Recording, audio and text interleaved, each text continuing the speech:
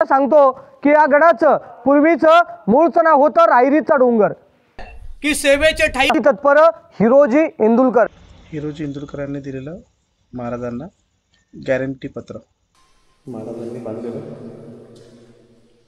शेतकऱ्यांचं मंदिर। याच ठिकाणी आपल्या महाराजांचा 6 जून 1674 राज्याभिषेक सोहळा झाला।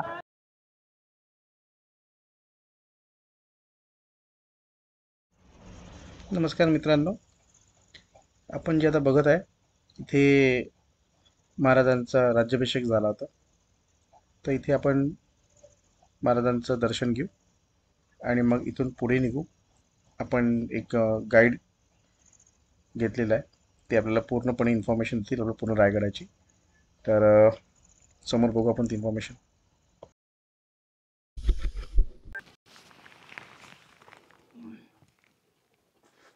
छत्रपति शिवाजी महाराज की जय।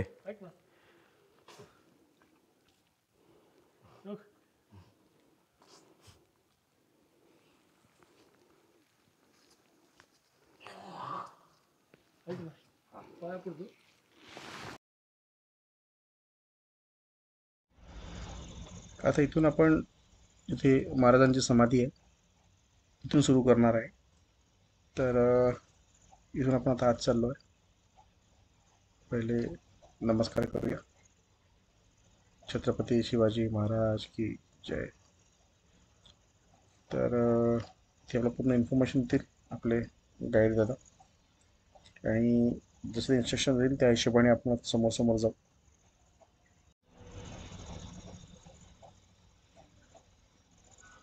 खूप एक्साइटेड आहे मी आता इन्फॉर्मेशन ऐकण्यासाठी। आता ऐकू आपण पूर्ण इन्फॉर्मेशन रायगडाची। प्रथमतः शिवरायांच्या पदस्पर्शाने पावन झालेल्या या रायगड किल्ल्याच्या भूमीमध्ये तुमच्या ग्रुपचं या ठिकाणी मी सहर्ष स्वागत करतो। माझं नाव आहे सुनील कोकरे।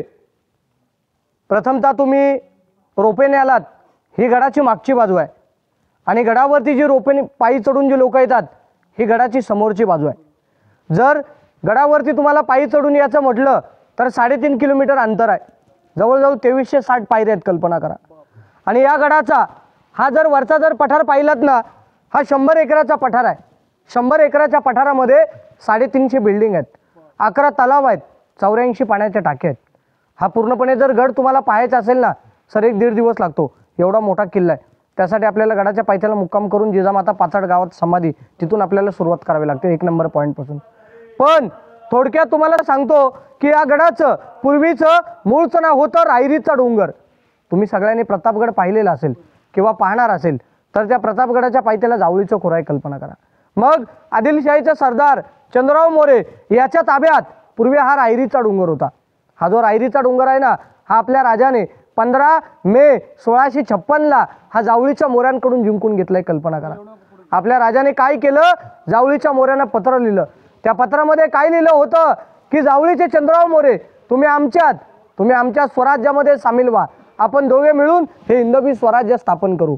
पण चंद्रराव मोरे फार उर्मट होता, तो गर्विष्ठ होता। तो आपल्या राजांना काय म्हटला की तुम्ही कसले राजे, तुम्ही स्वतःला राजे समजून घेणारे कोण, तुम्ही केव्हा झालात राजे, राजे याल जावळीत तर जाल गवळीत, उद्या याचा असेल आजच या, तुम्हाला मारण्यासाठी आमच्याकडे शस्त्र सज्ज आहेत। शिवाजी महाराजांनी युद्धाचं चॅलेंज केलं, मग आपल्या राजाने काय केलं, प्रतापगडाच्या पायथ्याशी 3 महिने आक्रमण केलं, आणि त्या आक्रमणामध्ये चंद्ररावचा भाऊ होता हनुमंतराव मोरे, त्याचा वध झाला। त्या चंद्ररावला वाटलं या युद्धामध्ये आपला वध होणार आहे, त्याचा चंद्रराव मोरे प्रतापगडाच्या पायथ्यासून निसटला, रायगडाशी आला आणि महाराजांच्या शरणी आला। म्हणून मी तुम्हाला सांगतो, महाराजांनी 15 मे 1656 महाराजाने हा रायरीचा डोंगर आपल्या ताब्यात घेतला आणि नंतर सर हा गड बांधायला चालू केला। म्हणजे थोडक्यात हा गड बांधायला सर 14 वर्ष लागली। ज्याने हा गड बांधला त्या आर्किटेक्चरचं नाव आहे हिरोजी इंदुलकर। मग गड बांधायला 14 वर्ष लागली। 14 वर्षामध्ये लागणारा हा दगड आणला कुठून, ज्यावेळी तुम्ही रोपेने आलात, 1 लिटर पाण्याची बिसलेरी हातात घेतली आणि डोक्याचा घाम पायापर्यंत पोचला ना, त्यावेळेस तुम्हाला गडाचं महत्त्व कळालं। मग तुम्हाला प्रश्न पडला असेल, आपल्या महाराजांनी बांधकामासाठी दगड काय खालून आणले नाही आहेत, महाराजांनी काय केलं, येथेच 11 तलाव खोदले, 84 पाण्याच्या टाक्या खोदल्या, त्यातला दगड काढला, तो बांधकामाला वापरला आणि खड्ड्याच्या उतारत्या भागाला बांध घातला। म्हणजे थोडक्यात आपण म्हणतो ना, पाणी अडवा पाणी जिरवा स्कीम आहे ना, ही छत्रपती शिवरायांच्या काळातली। आता फक्त ऐकून माहिती आहे, राबवली जात नाही, कल्पना करा. आणि हा रायगड जो आहे ही शिवाजी महाराजांची दुसरी राजधानी. राजांची पहिली राजधानी ते राजगड. राजगड पुण्यामध्ये वेल्हा तालुक्यामध्ये. मग रायगड का केली? कारण तुम्ही जर पाहिलं ना तर या गडाच्या चारी बाजूला डोंगर आहेत, सह्याद्रीच्या रांगा आहेत, पण कुठचा डोंगर किंवा कुठचा सह्याद्रीचा कडा या किल्ल्याला अटॅच किंवा कनेक्टेड नाही आहे सर. या गडाचं वैशिष्ट्य आहे, गडावरून खाली उतरून जाईल फक्त पाणी आणि वरती चढून येईल हवा.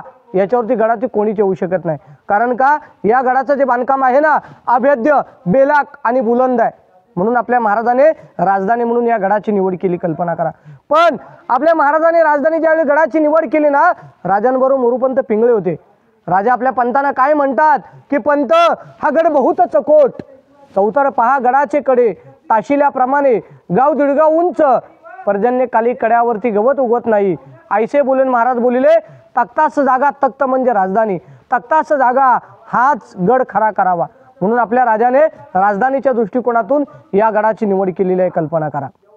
आता ज्या ठिकाणी आता समोर आपण जे मंदिर बघतो ना हे जगदीश्वर मंदिर आहे सर. मंदिर तुम्ही लांबून बघितलं, मंदिर लांबून पाहिलं तुम्हाला मस्जिद वाटेल, पण ज्यावेळी मंदिराच्या आतमध्ये जाल ना त्यावेळी तुम्हाला ते महादेवाचं मंदिर लागेल. असं का?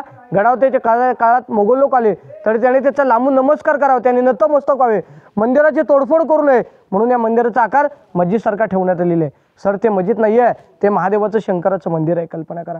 पण या मंदिरामध्ये मधलं कवी भूषण आणि महाराजांची भेट होते. तर तो भूषण आपल्या महाराजांना काय म्हणतो, कासे उनकी कला जाती, मथुरा में मस्जिद बसती, अगर शिवराय न होते तो सबकी सुन्नत होती, कल्पना करा. मंदिराच्या समोरचा जो गेट आहे ना सर, हे गेटच्या पायरीवरती एक नाव लिहिलेलं आहे, सेवेचे ठाई तत्पर हिरोजी इंदुलकर. त्याची माहिती आतमध्ये घेऊ. गेटच्या पायरीवरती एक नाव लिहिलेलं आहे की सेवेचे ठाई तत्पर हिरोजी इंदुलकर. ज्यांनी गड बांधला ना त्यांच्या नावाची पाटी आहे. पण ज्यावेळी या गडाची बांधकामं पूर्ण झाली, आपल्या राजाने काय केलं, हिरोजीनं विचारलं की हिरोजी तुम्ही या गडाचे बांधकाम प्रमुख आहात, तुम्हाला बक्षीस काय पाहिजे? सोने नाणे जागीरदारी 10 गावची वतनदारी. हिरोजी म्हटले महाराज आम्हाला बक्षीस काही नको. राजे जेव्हा तुम्ही जगदीश्वराला जाल आणि जगदीश्वराच्या साक्षीने राजे ज्या दगडात तुमच्या उजव्या पावलाचा धूल पडेल ना त्या ठिकाणी माझ्या स्वतःच्या नावाची पाटी लावायची आहे, सेवेचे ठाई तत्पर हिरोजी इंदुलकर, कल्पना करा. राजे सुरतच्या मोहिमेला गेले, इथे किल्ला बांधायला पैसा कमी पडला. आर्किटेक्चरने काय केलं, स्वतःचा वाडा इस्टेट प्रॉपर्टी कुणा किल्ला बांधला, कल्पना करा. मग त्या आर्किटेक्चरच्या नावाची पाटी आहे. पायी येताना गडाचा महादरवाजा आहे, त्या महादरवाज्यावरती लावली असती. बाले किल्ल्याचा नगारखाना आहे, त्या नगारखान्यावरती लावली असती. राजे शंकराचे भक्त होते. महाराज दररोज या ठिकाणी जगदीश्वराच्या दर्शनाला यायचे, म्हणून या आर्किटेक्चरच्या नावाची पाटी या ठिकाणी बसवली, सेवेचे ठाई तत्पर हिरोजी इंदुलकर, कल्पना करा. ही आर्किटेक्चरच्या नावाची पाटी आहे, कल्पना करा. समोरच्या या बाजूला इकडे आपल्या राजांची समाधी आहे. मग बरेचसे लोक आम्हाला प्रश्न विचारतात की शिवाजी महाराजांची समाधी एवढ्या दूरवरती का बांधली? कारण तुम्ही एक कल्पना करा, शिवाजी महाराज आपले शंकराचे भक्त होते, कल्पना करा. म्हणून महाराजांची समाधी याच ठिकाणी बांधलेली आहे. महाराजांचं निधन झालं त्यांच्या राजवाड्यात 3 एप्रिल 1680ला आणि महाराजांची समाधी येथे बांधलेली आहे, कल्पना करा. ही आपल्या राजांची समाधी आहे. बोला पुण्यश्लोक छत्रपती श्री शिवाजी महाराज की जय भवानी, हर हर. हिरोजी इंदुरकरांनी दिलेलं महाराजांना गॅरंटी पत्र या रायगडाचं.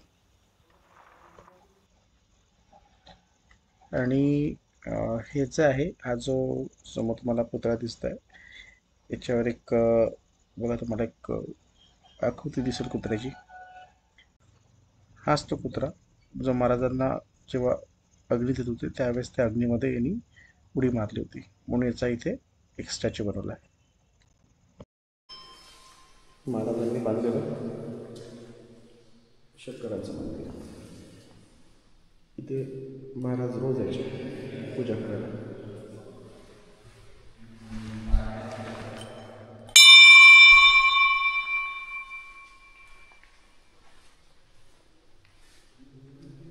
इथे सुंदर मंदिर आहे महाराजांच्या काळातलं. या बाजूला जर बघितलं ना खालच्या बाजूला दोन्ही बाजूला, तर या बाजूला पूर्णपणे पूर्वी गडावरती जे राहण्यासाठी जी लोक होती ना सर, ही त्यांची घरं आहेत, कल्पना करा. पण आता हे धुकं असल्यामुळे आपल्याला काहीच पाहायला मिळत नाही आहे. पूर्वी पुरातत्व विभागाने या बाजूला इकडे उत्खनन केलेलं आहे, कल्पना करा. उत्खनन म्हणजे काय, जे त्यांच्या घरांचे चौथारे वगैरे जे होते ना, ते त्यातला मातीचा भराव काढला आणि त्याचं स्ट्रक्चर लोकांना बघण्यासाठी व्यवस्थित क्लीन केलेलं. ते आता पाहायला आता एक पुढं जाऊया आपण, इथे आहे दाखवतो तुम्हाला. हे सर स्ट्रक्चर आहेत पूर्वीचे, म्हणजे मी तुम्हाला सांगितलं ना मगाशी की मातीचा भराव येथूनच काढला. हे पूर्णपणे मातीने गडप झालेली होती, पूर्णपणे मातीने, काहीच हे चौथारे स्ट्रक्चर काहीच दिसत नव्हतं. हे पुरातत्व विभागाने 2 वर्षापूर्वी याचं उत्खनन केलं, सर्व व्यवस्थित केल्याने याच्यातून काही वस्तू वगैरे सापडलेल्या आहेत. वस्तू म्हणजे काय, पूर्वीतल्या वापरातल्या वस्तू त्यांच्या पंचधातूच्या, त्या हत्तीखान्यामध्ये जमा आहेत. म्हणजे थोडक्यात गडावरती 1 वर्षामध्ये गडावरती एक संग्रहालय तयार होईल, म्हणजे त्यातून ज्या वस्तू वगैरे काही सापडले. हो, खूप वरती वस्तू सापडलेत, खूप. म्हणजे त्यांचे तवे, भाले, जे वापरातल्या सगळ्या वस्तू त्यांच्या, म्हणून त्यासाठी ते हे सगळं उत्खनन केलेलं आहे. असे नुसते चौथारेच आहेत ते बाजूने सगळं. आता सर इकडे लक्ष द्या, या बाजूला इकडे धोक्यामध्ये टकमक टोक आहे. टकमक टोक म्हणजे काय, कडेलोट पॉईंट. म्हणजे जो कोणी राजांच्या विषयी चोरी लबाडी की गुन्हा करेल ना, त्याला महाराजांच्या काळात त्याच्याहून त्याचा कडेलोट केला जायचा, म्हणून टकमक टोक पॉईंट आहे. पण तुम्ही एक कल्पना करा, आपल्या महाराजांनी कधी कुणाला कडेलोट पॉईंट वापर केला नाही सर. त्याचा कडेलोट पॉईंट आहे ना, तो संभाजी महाराज आणि पेशवे लोक यांनी कडेलोट पॉईंट वापर केलेला आहे. म्हणून त्याला टकमक टोक का म्हटलं गेलेलं आहे, कारण त्याला खाली टकमकच पाहावं लागतं, म्हणून त्याला टकमक टोक म्हटलं गेलेलं आहे. टकमक टोक पाहायचं असेल तर धुकं क्लिअर झालं तर आतून आपल्याला दिसेल ते आपल्याला. पण आता ज्या ठिकाणी सर आता आपण सगळेजण उभे आहेत ना, ही सर पूर्वीची बाजारपेठ आहे. या बाजारपेठची जर तुम्ही लांबी पाहिलीत ना, 800 फूट लांबी आहे, 40 फूट रुंदी आहे. उजवीकडे 22 दुकाने, डावीकडे 22 दुकाने, एकूण 44 दुकाने आहेत. आगे दुकान, पिछे मकान, अशी त्या बाजारपेठची रचना आहे सर. बाजारपेठची जी हाईट आहे ना, ही घोड्याची हाईटची आहे. ही घोड्याची हाईटची का ठेवण्यात आली, तर त्या काळातले राजे लोक आहेत, ही घोड्यावरती बसून बाजार करायची, म्हणून ती घोड्याच्या हाईटची बाजारपेठ ठेवण्यात आलेली आहे. आत्ताच्या भाषेमध्ये त्याला आपण शॉपिंग सुपर मार्केट म्हणतो, कल्पना करा. पण त्या काळात पूर्वी बाजारपेठी रायगडावरची सगळ्यात मोठी इमारत आहे, कल्पना करा. 800 फूट लांबीची, 40 फूट रुंदीची आहे, 44 दुकाने आहेत. पण या बाजारपेठचे आता जाताना आपण जर उजव्या बाजूने जर पाहिलं ना, तर आपल्याला एका दुकानावरती सर नागाचं चित्र पाहायला मिळेल. या बाजारपेठचा मेन व्यापारी होता, कराडचं नागाप्पासाठी त्याचं दुकान ओळखावं म्हणून त्या बाजारपेठेमध्ये तिथे एक नागाचं चित्र करण्यात आलेलं आहे. या बाजारपेठेमध्ये काय विकलं जायचं, गडावरती पूर्वी लोक जे राहण्यासाठी होती ना, त्यांच्या उपयोगीची साधनं इथे विकली जायची, म्हणजे सगळं साहित्य इथे विकलं जायचं. बाकी इथे काही विकलं जात नव्हतं, कल्पना करा. बोला पुण्यश्लोक छत्रपती श्री शिवाजी महाराज की जय. भवानी, हर हर. चला सर आता इकडे लक्ष द्या. आता बघा, मगाशी तुम्ही रोपे नेले, ती गडाची मागची बाजू होती. आता गडावरती आपण समोर पायी याच्या मार्गाला गडावरती आलेलं आहात. तुम्ही पायी जर गडावरती पायी चढून आलात ना सर, तर येताना तुम्हाला काय पाहायला मिळेल, गडाचा महादरवाजा पाहायला मिळेल. आत्ता जर आपल्याला गडाचा महादरवाजा बघायचा असेल ना सर, तर आपल्याला 700 पायऱ्या ते खाली उतरून जावं लागतं, कल्पना करा. पण गडाचा महादरवाजा इतका मोठा आहे की दरवाजाचा जो आकार जो आहे ना, हा नागबोडी वळणाचा आहे. याला गोमुखी पद्धत म्हटलं गेलेलं आहे. म्हणजे कदाच्या काळात गडावरती शत्रू जर चढून आला, समोरचे बुरुज बघून तो पाठीमागे रिटर्न फिरून जाईल. दरवाजावरती आक्रमण झालं, तोफेंचे गोळे बुरुजांवरती आदळतील आणि मेन दरवाजाची एंट्री आहे ना सर, ते आतमध्ये सुरक्षित राहील. म्हणून त्या महादरवाजाचा आकार जो आहे ना, हा नागबोडी वळणाचा ठेवण्यात आलेला आहे. पण महादरवाजामध्ये सर आता दरवाजा बसवले पुरातत्व विभागाने. 5 टनाचा 10 लाखाचा दरवाजा आहे. तो त्या काळातला वाटा म्हणून तो त्या पद्धतीमध्ये बनवण्यात आलेला आहे, कल्पना करा. पण महादरवाजामध्ये जेवढ्या तुम्ही दगडातल्या पायऱ्या बघाल ना, या शिवाजी महाराजांच्या काळातल्या पायऱ्या आहेत. म्हणजे कल्पना करा, आजही शिवाजी महाराजांच्या काळातल्या दगडातल्या पायऱ्या आपल्याला महादरवाजामध्ये आपल्याला पाहायला मिळतात. तिथून वरती आल्यानंतर येताना आपल्याला हत्ती तलाव पाहायला मिळतं. महाराजांच्या राज्याभिषेकाला रायगडावरती हत्ती आणले होते. हत्तीनं पाणी पिण्यासाठी त्याचा वापर केला जायचा, म्हणून त्याला हत्ती तलाव म्हटलं गेलेलं. हत्ती का आणले आणि कसे आणले ना, हे मी तुम्हाला पुढे महाराजांच्या दरबारामध्ये सांगणार आहे. पण आत्ताच समोर जे आपल्याला मोकळ्या मैदानात आपल्याला महाराजांची मूर्ती पाहायला मिळते का, ही मूर्ती आहे पंचधातूची.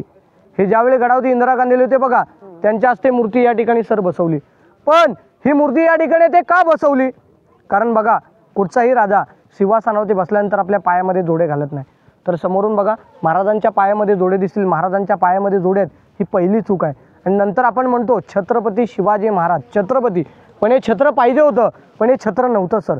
मग हे छत्र आत्ता बसवले 6 जून 2012 साताऱ्याचे उदयराजे भोसले आणि भिडे गुरुजींच्या मार्फत बसवले. म्हणून ही मूर्ती या ठिकाणी इथे बसवण्यात आलेली. ही पंचधातूची आहे.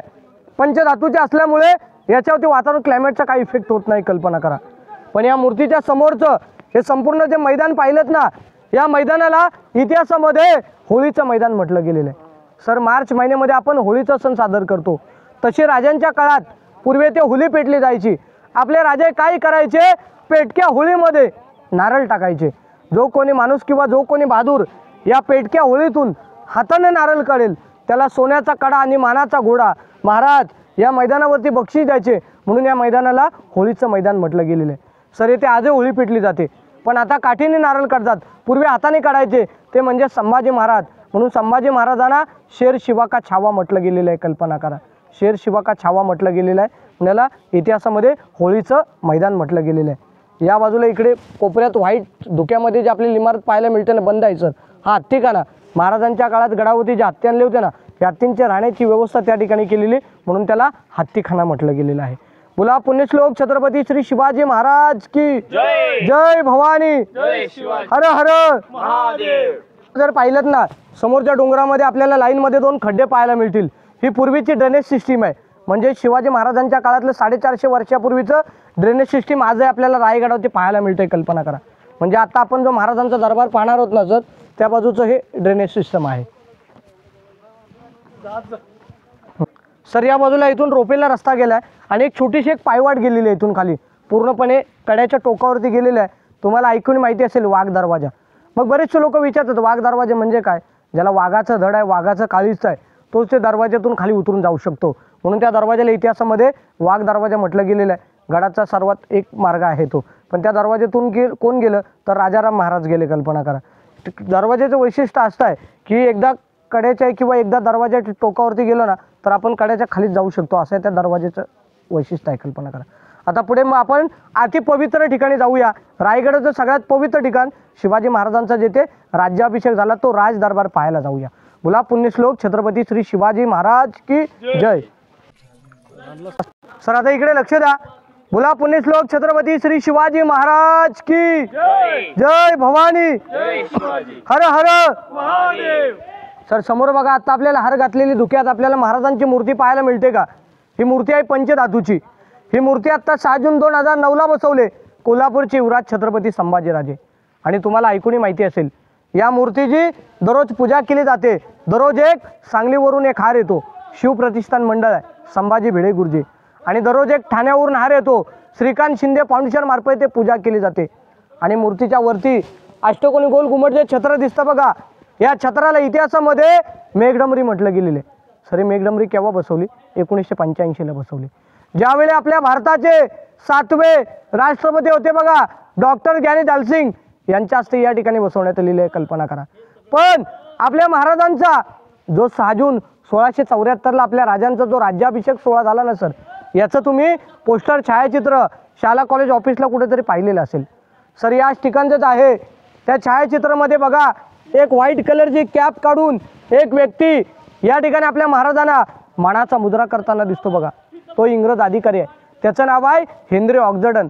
तो ऑक्झडन काय म्हणतो की याच ठिकाणी आपल्या महाराजांचं 6 जून 1674ला राज्याभिषेक सोहळा झाला आणि येथेच आपल्या राजांचं ओरिजिनल 32 मन सोन्याचं सुवर्ण सिंहासन होतं. 1 मन म्हणजे 40 किलो, असं 1280 किलोचं होतं. तर काही तज्ज्ञांची मतं आहेत औरंगजेबाचा सरदार इतिगत खान, त्याचं टोपणं तर जुल्फिकार खान, त्याने ते सिंहासन चोरून नेलेलं आहे. कल्पना करा. पण ज्यावेळी आपल्या राजांचा राज्याभिषेक सोहळा झाला ना त्यावेळी या पूर्णपणे दरबारामध्ये सरासरी 3000 लोक होती. सर आपल्या घरी एखादा कार्यक्रम करायचा असेल ना तर त्यासाठी आपल्याला लाईटचं माईकचं नियोजन करावं लागतं. मग त्या काळात या दरबारामध्ये लाईट माईक सिस्टम काहीच नव्हतं. आपले महाराज जर येथून जर बोलले तर त्या गेटपर्यंत आवाज पोचला जायचा. गेट जवळची जर व्यक्ती बोलली तर राजांपर्यंत आवाज पोचला जायचा. याला स्थापत्यशास्त्र किंवा इको पॉईंट म्हटलं गेलेलं आहे.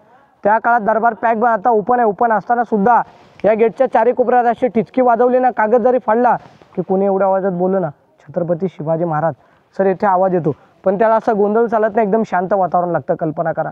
पण ज्यावेळी आपल्या राजांचा राज्याभिषेक सोहळा झाला या सोहळ्यासाठी महाराज देवदेवतांना कधी विसरले नाहीत.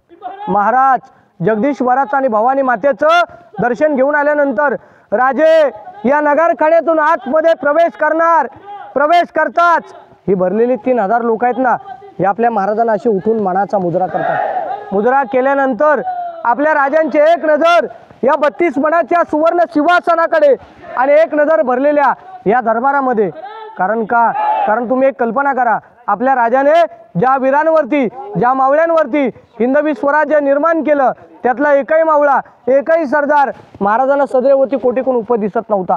महाराजांच्या 7 राण्या होत्या सर, विधवा स्त्रिया, त्यांची मुलं, अष्टप्रधान मंडळ, पण महाराजांनी जिबाभावाची लोक ते सदैवती दिसत नव्हती. मग कोण होते? मग आपले राजे.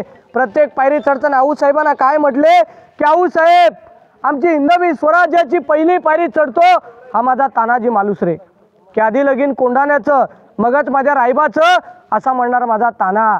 आणि दुसरी पायरी चढतो हा माझा बाजीप्रभू देशपांडे, महाराज लाख मेले चालतील पण लाखाचा पोशिंदा मरता कामा नये. आणि तिसरी पायरी चढतो हा माझा प्रतापराव गुजर. अशा असंख्य वीर मावळ्यांची नावं घेत राजे सिंहासनाजवळ गेले. राजाने आपला डावा गुडघा सिंहासनाला टेकला. राजाने एक शपथ घेतली, या जनतेचं भूमीचं संरक्षण करू. राजांच्या अंगावरती 1000 नाणी मौरा उधळण्यात आली. खाली गडाच्या महादरवाजामध्ये 21 तोफांची सलामी देण्यात आली. आणि या दरबारामध्ये एक घोषणा ललकार झाले, तुम्ही मागून जय बोला, की महाराज प्रौढ प्रताप पुरंदर क्षत्रिय कुलावतंस सिंहासनाधीश्वर महाराजाधिराज राजा शिवछत्रपती श्री शिवाजी महाराज की जय भवानी, हर हर महादेव. अशा प्रकारे आपल्या महाराजांचा राज्याभिषेक सोहळा झाला. हीच ती सिंहासनाची जागा आणि आज तो राजांचा प्रशस्त राज दरबार आहे. कल्पना करा सर, आपण आपल्या महाराजांचा दरवर्षी राज्याभिषेक सोहळा पाहतो 6 जूनला. तो याच ठिकाणी सादर होतो, कोल्हापूरचे युवराज छत्रपती संभाजीराजांच्या हस्ते. पण सर, ही समोरची आडवी भिंत दिसते का सर? ही समोरची आडवी भिंत दिसते ना सर, ही राजांच्या काळातली भिंत नाही आहे सर, ही पेशवे काळातली भिंत आहे. राजांच्या काळात सर भिंत असते ना तर राजांना फक्त समोरची लोक दिसू, बाजूची लोक दिसू शकली नसती, म्हणून पेशवे काळातली भिंत आहे. कल्पना करा. मग हा महाराजांचा दरबार आहे, पण तुमच्या मागच्या बाजूला गेट ऑफ इंडिया सारखा उंच तो गेट दिसतो ना, हा नगारखाना. मुंबईचं गेट ऑफ इंडिया पाहिलेलं असेल तर यालाच बघून मुंबईचं गेट ऑफ इंडिया तयार करण्यात येईल. इथे ढोल ताशे नगारे वाजले की खाली गडाचा महादरवाजा बंद केला जायचा, म्हणून याला इतिहासामध्ये नगारखाना म्हटलं गेलेलं आहे. पण ज्यावेळी आपल्या राजांचा राज्याभिषेक सोहळा झाला, या सोहळ्यासाठी आपल्या राजाने काय केलं, या नगारखान्याच्या समोर सर 2 आवाढव्य अत्यंत 2 घोडे सजवले. इंग्रज हेनरी ऑक्झर्टन गडावरती पायी चढून आला, त्याला या गडावरती नगारखान्याच्या समोर हत्ती घोडे दिसले. तो आश्चर्यचकित झाला, जर माझी जर एवढी येतळे दमशक झाली, मग महाराजांनी गडावरती हत्ती कसे आणले? कल्पना करा. तर तुम्ही कल्पना करा, आपले राजे खूप हुशार होते. आपल्या महाराजांनी काय केले, गडावरती सर हत्ती आणले ना, छोटी पिल्लं आणली, त्यांना गडावरती मोठी केली. हत्ती कधी आणले? ज्यावेळी गडाचं बांधकाम चालू केलं त्याच्या अगोदरच गडावरती हत्ती आणून ठेवले. म्हणजे याला म्हणतात महाराजांची दूरदृष्टी. म्हणून मी तुम्हाला सांगतो, लहानापासून मोठं करतो, मोठ्या पण लहान करता येत नाही. हे छत्रपती शिवाजी महाराजांकडून शिकलं पाहिजे. कल्पना करा, हा महाराजांचा दरबार आहे. दरबारामध्ये सर मध्येची दरबारातली पाण्याची टाकी आहे. पण तुम्ही एक कल्पना करा, हा महाराजांचा दरबार आहे. दरबार एक साईडला तिथे तुम्हाला खडक दिसतो बघा, त्या बाजूला तो खडक दगड असा का ठेवलेला आहे? कारण बऱ्याचशा तज्ज्ञांची मतं आहेत, त्याच दगडावरती रायगडाचं भूमिपूजन झालेलं आहे, म्हणून तो दगड किंवा खडक याच ठिकाणी असंच ठेवण्यात आलेलं आहे. कल्पना करा. अशा प्रकारे हा महाराजांचा प्रशस्त राज दरबार आहे. लक्ष द्या, या बाजूला इकडे बघा, तुम्हाला या छोट्या छोट्या खिडक्या पाहायला मिळतात बघा सर. हे टहळणी बुरुज आहेत, म्हणजे जे पहारेकर लोक आहेत ना, हे किल्ल्याचा पहारा इथून करायचे, म्हणून याला टहळणी बुरुज म्हटलं गेलेलं आहे. पण या टहळणी बुरुजांमधून जर पाहिलेत ना तर खाली दरी आहे, पण या दरीमध्ये 50 फूट दरी आहे आणि या दरीमध्ये एक तलाव आहे. तुम्हाला ऐकून माहिती असेल, रायगड किल्ल्यावरचं सगळ्यात प्रचंड मोठं तलाव गंगासागर तलाव. मग याला गंगासागर तलाव का म्हटलं गेलेलं आहे? आपल्या महाराजांचा राज्याभिषेक झाला, त्याची तारीख आहे 6 जून 1674. त्यावेळी काशीवरून गागाभट्ट आले होते, यांनी 7 नद्यांचं पाणी आणलं होतं.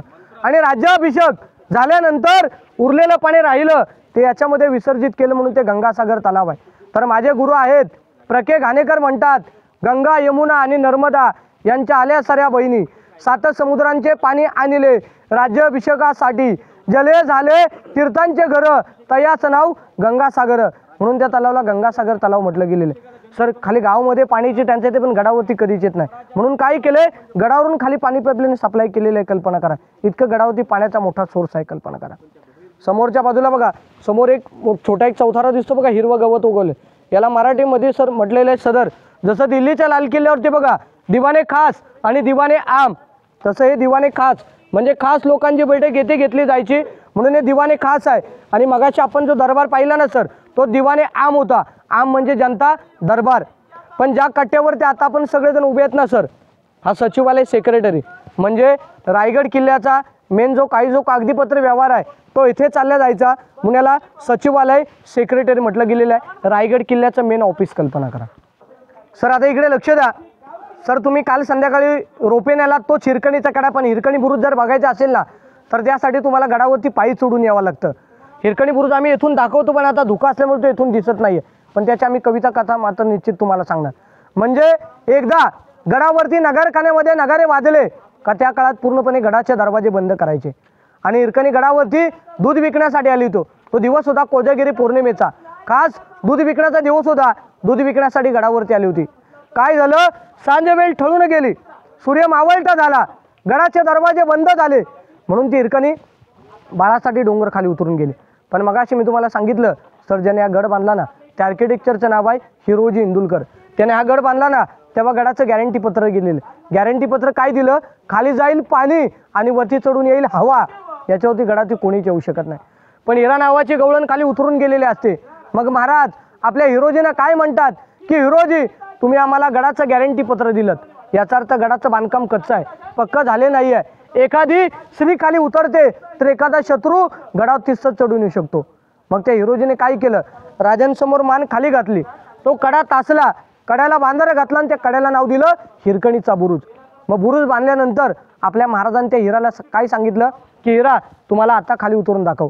त्यावेळी ती माता आई आपल्या महाराजांना काय म्हटली की महाराज त्या वेळेला त्या क्षणाला मला बाळ दिसत होतं, आता मात्र महाराज मला कडा दिसतोय, महाराज त्या डोंगरात मी खाली उतरून जाऊ शकत नाही.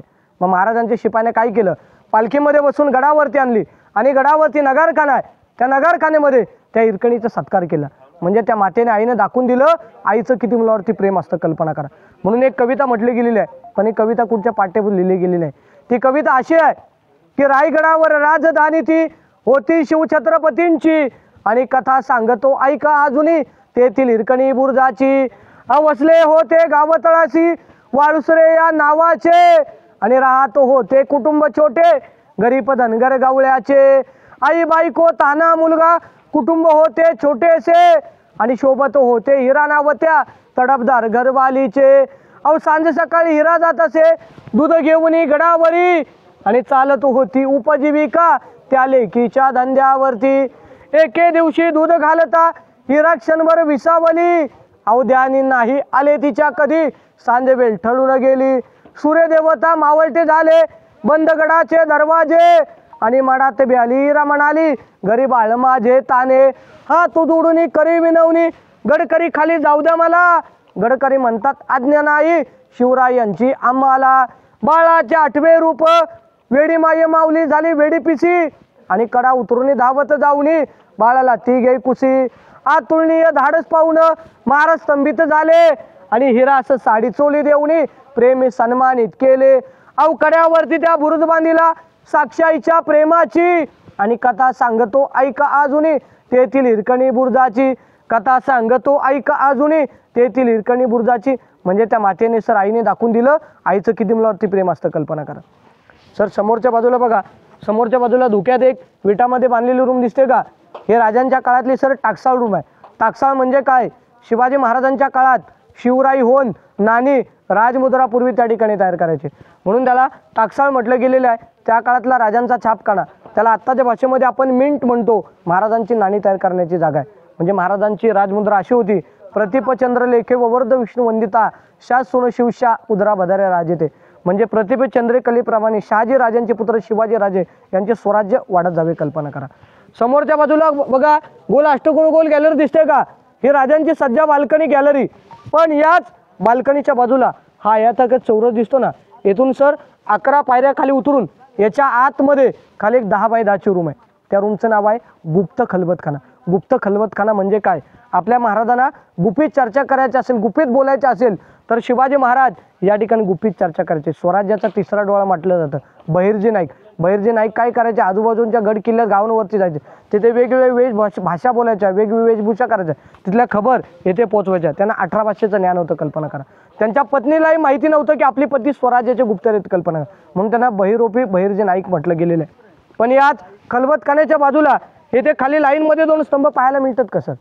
हा पहिला दिसतो का सगळ्यात मोठा उंच, याला 7 मनोरे म्हटलं गेलेलं आहे. तज्ज्ञांची मत आहेत हा एकावरती असा 7 मजली होता, 7व्या मजल्यावरती पाण्याची टाकी होती. छत्रपती शिवरायांच्या रायगडावरती ज्या राण्या होत्या ना, ही थोडक्यात राण्यांची बाल्कनी आहे, कल्पना करा. पण त्याच्याच बाजूला दुसरा दिसतो ना छोटा गोलघुमट, हा विजयस्तंभ. विजयस्तंभ म्हणजे काय? आपल्या महाराजाने कोणता गड कोणता किल्ला जिंकला की राजे त्या ठिकाणी भगवा ध्वज किंवा काही तज्ज्ञ लोक सांगतात गवताची गंजी मोळी पेटवली जायची, त्याच्यातून धूर निघाला की आजूबाजूच्या गावाचे किंवा परिसराचे लोक समजायचे आज महाराजाने कोणता तरी गड किंवा कोणता तरी किल्ला जिंकलाय, म्हणून या स्तंभाला विजयस्तंभ म्हटलं गेले. हे विजयस्तंभ मनोरे त्या काळात 7-7 मजले असायचे, पैठणी कापडाने मखमली पडद्याने सजवलं जायचं आणि याच्या आतमध्ये दिवे पेटवले जायचे आणि दिव्यांच्या उजेडामध्ये राजांचं प्रतिबिंब आहे ना ते खालच्या गंगासागर तलावामध्ये पाहायचे. म्हणजे तुम्ही एक कल्पना करा त्या काळातलं या राजधानीचं या गडाचं वैभव कसं असेल. आता पुढे आपण शिवाजी महाराजांचा राजवाडा बघायला जाऊया. बोला पुण्यश्लोक छत्रपती श्री शिवाजी महाराज की 2 मिनिटं सर, सर्वांनी इकडे लक्ष द्या. आता ज्या ठिकाणी आता आपण सगळेजण उभे आहात या आपल्या मागच्या भिंतीपासून ते समोर आडवी भिंत दिसते बघा, या भिंतीपर्यंत हा जर संपूर्ण जर परिसर पाहिलात तर हा छत्रपती शिवरायांचा सर राहता राजवाडा आहे.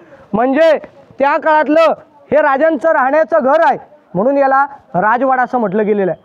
पण सर तुम्ही एक कल्पना करा की आपले महाराज या वाड्यामध्ये राहत असताना त्या काळातलं दादा चपला खाली काढा, त्या काळातलं या वाड्याचं वैभव कसं असेल याची तुम्ही 2 मिनिटं कल्पना करा.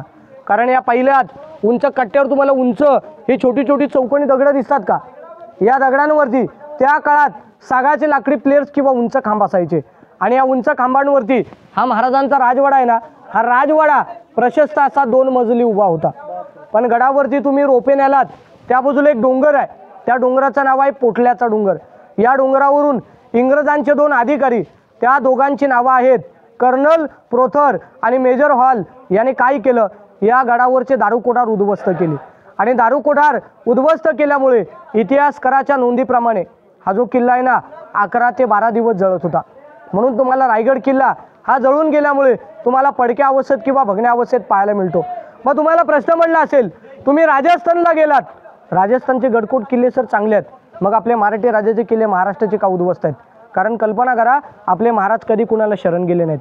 म्हणून एका शायराने एक शेर म्हटला गेला आहे, अंधाराला घाबरत नाही आभाळाची साथ आहे, मोडेल पण वाकणार नाही मराठ्यांची जात आहे, मराठ्यांची जात आहे. कल्पना करा हा छत्रपती शिवरायांचा राहता राजवाडा आहे, हा पूर्णपणे राहता राजवाडा आहे. हा सर पहिला जो चौथारा दिसतो ना हे आपल्या महाराजांचं मेन राहण्याचं ठिकाण आहे. आपले महाराज येथे 10 वर्ष राहिले आणि याच वाड्यामध्ये याच परिसरामध्ये आपल्या महाराजाने अखेरचा शेवटचा प्राण सोडला, तो म्हणजे 3 एप्रिल 1680ला. म्हणून त्या काळातला राजांचा प्रशस्त वाडा आहे. म्हणून या वाड्यामध्ये आणखी एका शायराने एक शेर म्हटला गेला आहे की अंधार फार झाला पाहता दिवा पाहिजे आणि या देशाला पुन्हा जिजाऊंचा शिवबा पाहिजे, शिवबा पाहिजे. बोला पुण्यश्लोक छत्रपती श्री शिवाजी महाराज की. सर या राजवाड्याच्या उजव्या बाजूला बघा इकडे या पाण्याच्या टाक्यात मगाशी तुम्हाला मी जी गंगासागर तलावाची माहिती दिली ना, म्हणजे पूर्वीच्या काळात जो कोणी चोरीला वडी की गुन्हा करेल ना त्याला सर पूर्वीची कावड असायची, कावडीने खांद्यावरती पाणी आणायचं याच्यामध्ये ओतायचं आणि याच पाण्याच्या टाकीचा वापर इकडे कोपऱ्यात आपल्याला चौकोनी खड्डा दिसतो बघा, हे महाराजांचं स्नानगृह आंघोळीची जागा, याला आत्ताच्या भाषेमध्ये आपण बाथटब किंवा नाणीघर म्हणतो. म्हणजे आपल्या महाराजांची आंघोळीची व्यवस्था आहे. म्हणजे आजही 450 वर्षापूर्वीचं आपल्याला महाराजांचं स्नानगृह हे ते आपल्याला पाहायला मिळतंय. कल्पना करा आत्ताच्या भाषेमधलं स्विमिंग पूल कल्पना करा.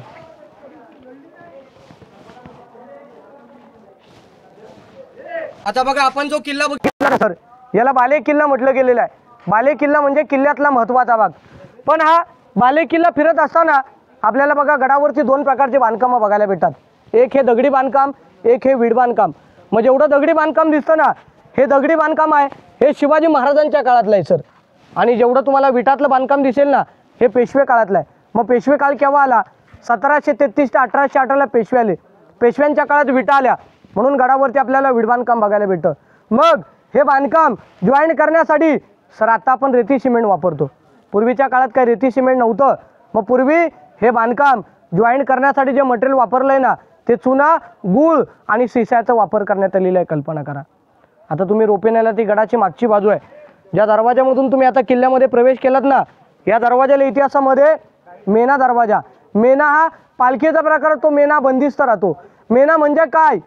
शिवाजी महाराजांच्या ज्या राण्या आहेत या राण्या मेण्यामध्ये बसून गडाच्या मागच्या बाजूला जायच्या, म्हणून त्या दरवाजाला इतिहासामध्ये मेणा दरवाजा म्हटलं गेलेलं आहे. आणि त्याच्या विरुद्ध दिशेला पालखी. पालखी म्हणजे काय, जर शिवाजी महाराजांची पालखी जर गडावरती जर पायी चढून आली ना, या दरवाज्यातून बाहेर किंवा आतमध्ये प्रवेश करायची, म्हणून याला पालखी दरवाजा म्हटलं गेलेलं आहे. पण सर, या भिंतीच्या आतमध्ये तुम्ही जर पाहिलं तर तुम्हाला एकाला एक लागून लाईनमध्ये अशा 6 रूम पाहायला मिळतील सर. याला इतिहासामध्ये राण्यांच्या महलाचा भाग म्हटलं गेलेलं आहे. तुम्हाला माहिती आहे का आपल्या महाराजांना राण्या किती होत्या? कल्पना करा, शिवाजी महाराजांना सर 8 राण्या होत्या. त्यांची नावं आहेत सहीबाई, सोयराबाई, सगुणाबाई, सकवारबाई, काशीबाई, पुतळाबाई, लक्ष्मीबाई आणि गुणवंताबाई, अशी महाराजांच्या 8 राण्यांची नावं आहेत. कल्पना करा. मग लोकांना प्रश्न पडतो, आपल्या महाराजांनी 8 राण्या का केल्या? तर तुम्ही एक कल्पना करा, आपल्या महाराजांनी 8 राण्या आपल्या आवडीसाठी किंवा सोयीसाठी केल्या नव्हत्या. राजांच्या स्वराज्यामध्ये लोक कमी होती, वाडीतली गावातली लोक आपल्या स्वराज्यात येतील, स्वराज्य वाढेल, म्हणून महाराजांनी 8 राण्या केल्या होत्या. मग आता तुम्हाला प्रश्न पडला असेल, शिवाजी महाराजांना राण्या 8, या गडावरती तर ते 6 राण्या राहायच्या, मग उरल्या 2 राण्या कुठं राहायच्या? सईबाई राजगडला. संभाजी महाराज 2 वर्षाचा असताना सईबाईंचं राजगडावरती निधन झालं आणि पुतळाबाई खाली पाचाडला. आणि उर्वरित ज्या 6 राण्या आहेत ना, हे 6 राण्यांचे 6 रूम आहेत.